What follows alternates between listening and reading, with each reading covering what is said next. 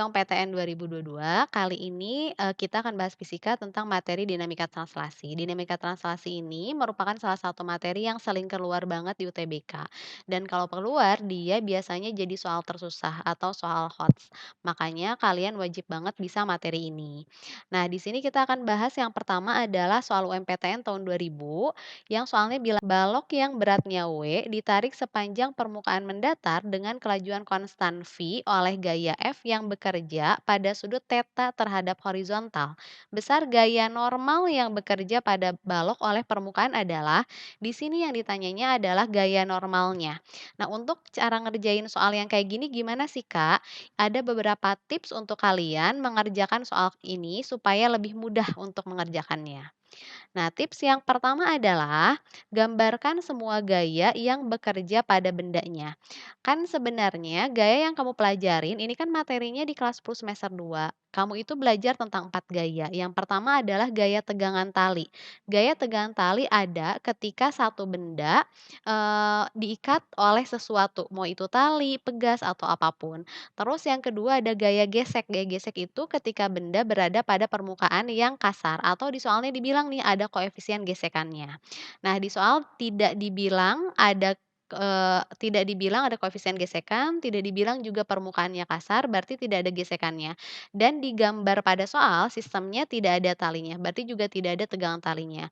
Nah, di sini ada 2 lagi gaya yang belum dibahas. Yang pertama adalah gaya berat. Gaya berat itu ada ketika satu benda berada pada permukaan planet yang mempunyai gravitasi tertentu. Nah, cara menggambar gaya berat adalah seperti pada gambar ini, dia digambar dari titik tengah benda lurus vertikal ke bawah. Bentuk permukaannya apapun, mau itu horizontal, vertikal, atau miring, cara menggambarkannya adalah dari tengah benda lurus vertikal ke bawah. Yang kedua adalah gaya normal. Gaya normal ada ketika satu benda menekan permukaan benda lain. Cara menggambar gaya normal itu adalah caranya tegak lurus terhadap permukaan yang ditekannya. Kalau di ini kan permukaannya horizontal, berarti si arah gaya normalnya vertikal. Kalau misal permukaannya vertikal, berarti gaya normalnya horizontal kan harus tegak lurus. Kalau miring, berarti tegak lurus dengan yang si kemiringan permukaannya.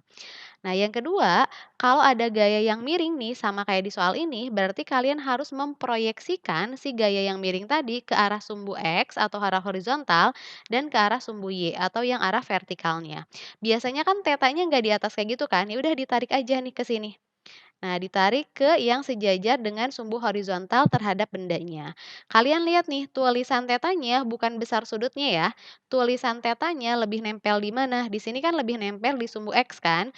Berarti yang sumbu X-nya dapat cos. Ingat yang ditempelin sama teta, berarti sumbu tersebut dapatnya cos. Kalau satu udah dapat cos, berarti yang lainnya dapatnya adalah sin. Yang ketiga adalah fokus dengan, sumbu yang ditanya. Yang ditanyanya ini tadi gaya normal. Gaya normal adanya di sumbu Y. Berarti kita fokus aja nih ke arah sumbu Y-nya. Di sumbu Y ini ada 2 gaya, ada gaya normal dan ada gaya berat. Dan pada sumbu Y ini bendanya tidak bergerak, jadi dia cenderung bergerak di sumbu X-nya kan. Karena benda cenderung bergerak di sumbu X, berarti total gaya yang di sumbu Y-nya itu sama dengan nol. Nah, karena total gayanya sama dengan nol dan di sumbu Y ada 2 gaya yang arahnya berlawanan, nilai positif negatifnya itu terserah kalian. Jadi misal, aku mau positifnya ke atas boleh, aku mau positifnya ke bawah boleh. Misal Kakak pengen sekarang yang positifnya ke bawah, berarti yang W-nya jadinya positif, N-nya berarti kan arahnya ke atas jadinya negatif, kayak gini. Terus ada lagi nih, F yang sin theta arahnya kemana? Ke atas juga kan, berarti minus juga, berarti min F sin theta sama dengan nol. Berarti nilai N-nya kalau dipindah ruas kan biar positif nih, berarti jadinya W dikurang sama F sin theta. Jadi jawabannya seperti ini, W min F sin theta. Ini contoh yang pertama. Contoh yang kedua, ini keluar di UTBK 2019. Dan di UTBK 2019 itu biasanya satu cerita bisa menjadi jawaban untuk 2 soal. Ini salah satu contoh soalnya, mari kita baca bareng-bareng. Suatu balok bermasa 2 kilogram, kita tulis dulu nih, yang pertama yang diketahuinya masanya.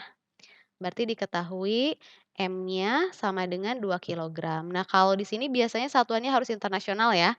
Kalau di fisika massa itu biasanya internasional dalam kilogram dan kalau jarak, dalam meter. Yang berada pada suatu bidang datar licin berarti tidak ada gaya gesekannya, mengalami dua gaya konstan. Ada gaya yang ke arah horizontal kanan dan ada gaya yang ke arah vertikal bawah. Nah, si F-nya itu nilainya 10 Newton. Kecepatan pada saat T0 adalah 2 meter per second arahnya ke kiri. Nah, kecepatan pada saat T0 second ini namanya V yang 0 atau kecepatan awal. Ini 2 meter per second. Nah, dari gambar kita lihat nih, gayanya arahnya ke arah kanan. Sedangkan katanya arah awalnya ke arah kiri. Berarti gaya ini bukan mempercepat gerakan bendanya, tapi gaya ini memperlambat gerakan bendanya. Gitu. Besar gaya normal berarti yang pertama yang ditanyanya sama kayak yang tadi nih. Yang ditanya yang pertama adalah N-nya, nilainya berapa? Yang bekerja pada balok dan percepatan. Jadi A-nya. Sebenarnya awalnya bukan percepatan ya. Tadi karena arahnya berlawanan berarti nanyanya perlambatan. Tapi sama aja. Percepatan sama perlambatan itu sama-sama percepatan. Cuman kalau perlambatan A-nya minus gitu aja. Nah, sama kayak yang tadi nih, ini inget-inget ya, masanya 2 kilogram, V awalnya adalah 2 meter per second, nilai F-nya adalah 10 Newton. Sama kayak yang tadi, yang pertama adalah fokus menggambarkan semua gaya yang ada. Yang pertama berarti di sini ada gaya berat, cara menggambarkannya tadi ingat dari titik tengah benda lurus vertikal ke bawah. Yang kedua, karena dia menekan permukaan, berarti ada gaya normal, arahnya tegak lurus vertikal seperti ini. Terus karena ini tidak punya gaya yang miring, berarti kamu tidak perlu memproyeksikan gaya apapun. Nah, yang ketiga kita fokus nih kepada sumbu yang ditanya. Tadi yang ditanya gaya apa? Gaya normal dulu kan? Gaya normal ada di sumbu apa? Di sumbu Y, berarti jumlah gaya yang sumbu Y-nya. Nah, karena ini tadi bendanya ke arah sumbu kiri, berarti ke arah sumbu yang horizontal bergeraknya, berarti Y-nya sama dengan 0. Karena Y-nya sama dengan 0 dan di sini ada 3 gaya kan? Misal kalau tadi kan misal ke bawah positif, sekarang ke atas positif boleh nggak? Boleh gitu. Berarti ini jadi N yang 4F/5 itu kan arahnya ke bawah, berarti negatif, min 4F/5, W-nya juga arahnya ke bawah, berarti min W sama dengan 0. Berarti N-nya bakal sama dengan 4/5, tadi kan F-nya nilainya adalah 10 ya, berarti dikali 10 ditambah, ingat W itu rumusnya massa dikali dengan gravitasi. Berarti jadi 4 kali 10, 40 bagi 5 jadinya 8. Ditambah massanya tadi 2, gravitasinya kalau nggak dibilang berarti auto 10 ya. Berarti nilainya 8 tambah 2 kali 10, 20, jadi 28. Ingat kalau gaya apapun satuannya secara internasional adalah Newton, seperti ini. Terus yang kedua tadi nanyanya percepatan. Percepatan berarti adanya di sumbu X, di sumbu yang bergeraknya. Karena dia sumbunya bergerak, berarti sigma F-nya itu sama dengan massa dikali dengan percepatan. Nah, di sumbu X ini ada berapa gaya? Ada satu gaya aja. Dan arah gayanya melawan arah gerakan. Tadi kan arah gerakannya ke kiri nih. Sedangkan gayanya ke arah mana? Ke arah kanan. Berarti positif atau negatif? Negatif. Berarti minus 3F/5 sama dengan M-nya tadi 2, A-nya yang mau kita cari. Berarti minus 3, F-nya kan tadi nilainya 10 dibagi sama 5 sama dengan 2A. Berarti ini kan dikasih dicoret aja nih, 2 sama 10 jadi 5, 5 sama 5 berarti dicoret ya. Jadi hilang, berarti A-nya sama dengan min 3. Kak, jawabannya minus, salah dong? Enggak salah, kalau di fisika positif negatif cuman arahnya aja. Berarti ini arahnya melawan arah gerakan atau sebenarnya ini percepatannya bukan mempercepat tapi memperlambat atau bahasa lainnya adalah perlambatan gitu. Sampai sini dulu pembahasannya. Mudah-mudahan kalian terbantu dan mengerti dengan materi ini. Silahkan cari lagi soal-soal yang sejenis seperti ini dan mudah-mudahan kalian bisa jadi maba PTN di 2022. Terima kasih semuanya. Terima kasih sudah menonton video ini. Like jika video ini bermanfaat, subscribe untuk bantu channel kami. Dan jika kamu punya pertanyaan, silahkan komen di bawah ya. Sampai berjumpa lagi di video selanjutnya.